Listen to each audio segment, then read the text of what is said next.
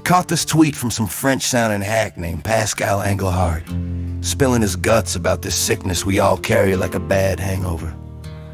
Believing that if you just lay out the facts, neat and bloodless on the table, folks will flip like a cheap pancake, Elon. That rocket-riding wizard with his head in the stars and his ass in the headlines nods along like it's gospel.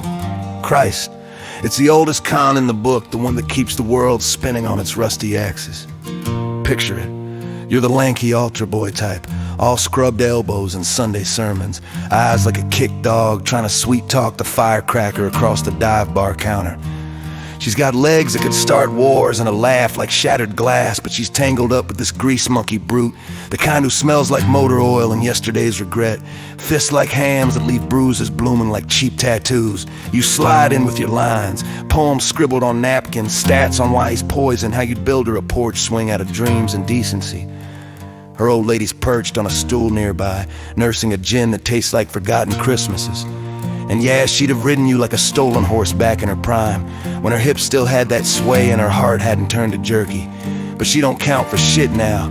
She's just echoing the ghost of her own bad bets, the same deadbeat drifter who knocked her up and vanished like smoke from a busted carburetor, leaving her to raise hellions on welfare checks and spite.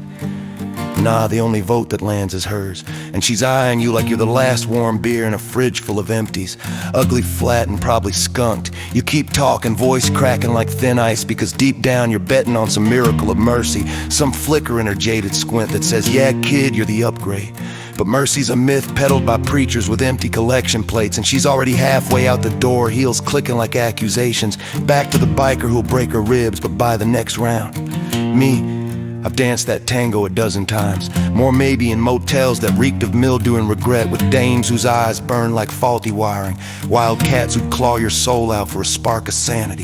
I'd roll out of bed at dawn, sheets twisted like nooses, preaching my gospel of clean sheets and straight talk, convinced my steady hands and half-assed philosophies could solder their circuits right, baby.